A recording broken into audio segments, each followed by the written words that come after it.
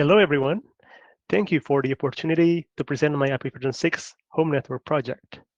I'd like to thank NANOG Program Committee for selecting my lightning talk. My name is Jordan, and I work at Schlumberger as a network engineer. As you can see on the right, I'm also a Hurricane Electric IPv6 enthusiast. You can also certify your IPv6 ability there too. This project requires zero programming skills because the only programming skill I have currently is Cisco CLI. Let's start with the IPv6 adoption rate. At 52%, United States is still fall behind India at 69% and Belgium at 59%. But we are in front of the rest of the world. Why the lack of adoption? Well, in my opinion, many enterprises still can't see the immediate benefit to adopt IPv6. This causes many internet providers hesitate to provide IPv6 as well. There are also unforeseen potential security vulnerabilities from using IPv6.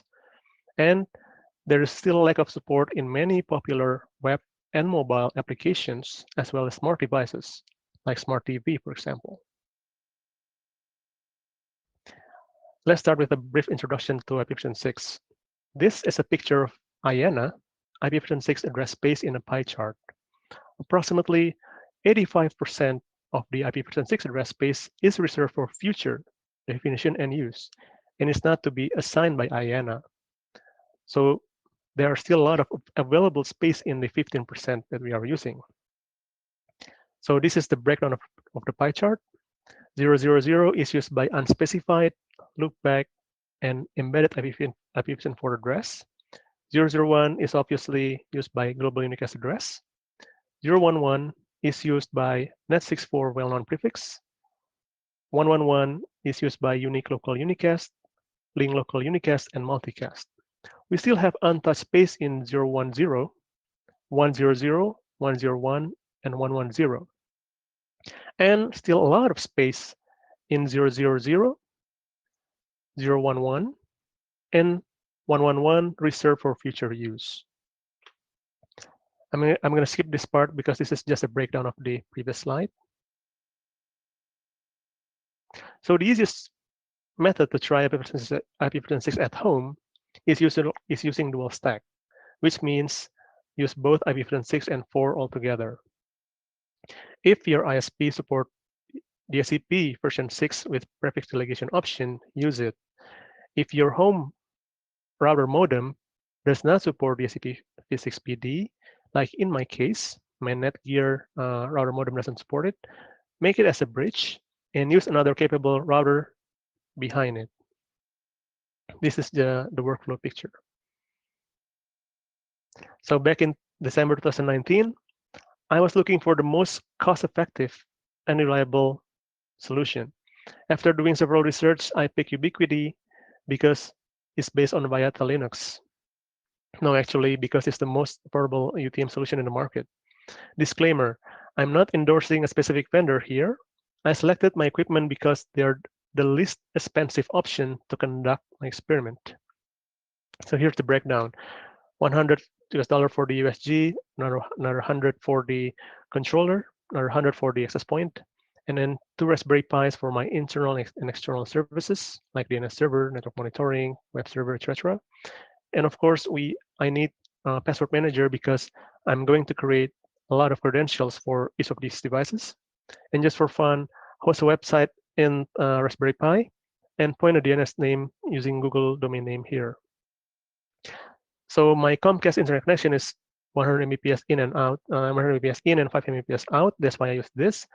If you have 1 Gbps internet connection, you might consider UDM Pro, which supports 10 Gbps connection. If you want a more stable connection than wireless, nowadays managed switches are cheap. I picked TP-Link managed switch because it's only costs $30 US. As you can see, I have space constraint in my apartment. For this project, I'm using just a small space on top of my drawer, right beside my smart TV. So here are the features of my Raspberry Pis. So the first Raspberry Pis serve DNS server using Pi-hole, Cacti for network monitoring tool, and then ECRSA certificate authority server for hosting my HTTPS website. And then second, Raspberry Pi provide OpenVPN web server, Apache 2 web server, Let's Encrypt for my HTTPS website, and firewall. And in both, I use fail2ban and passwordless SSH method to access them using SSH. As you can see here, my Pi-hole shows that 27% of my home network traffic is IPv6.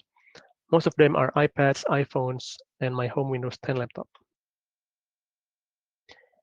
As you can see here, Cacti is still powerful and easy to set up based on SNMP. I can see my WAN interface utilization here and my CPU and memory utilization over time. As you can see here, Linux commands on my firewall to check my IPv6 interfaces, neighbors, route, and pings. The left-hand side is my Windows 10 laptop IPv6 verification. This is simply ipconfig, and this is simply traceroute -6 to facebook.com. And the right-hand side is my iPhone traceroute to google.com using Hurricane Electric network tools. So using TCP dump on the USG, I can capture my phone Facebook traffic. So I found out that my Facebook app chose IPv6 over IPv4. So as I mentioned before, my home website using Raspberry Pi exposed both IPv4 and 6. And I set up a Cisco HTTP IPSLA probe from my company towards both IPv4 and 6 addresses. And as you can see here, over time, the web performance looks similar. Conclusion. So in terms of web performance, IPv6 is similar to IPv4. You might be surprised that you already use IPv6 in your phones without you knowing it. Just Google search, what is my IP? And if you're in the United States, chances are you're already using IPv6 to run Google Maps, search, etc. Number two, it will be cool if all internet providers in North America can provide IPv6 with no additional cost. I still find enterprise ISPs don't currently support it. Number three, adding security features at home can be a reasonable justification to purchase the required devices. Number four, you'll have fun and learn a lot. Thank you for your time. Feel free to leave any comments or feedback to my email. If you're interested in how I did it in detail, you can see at this GitLab page. Thank you.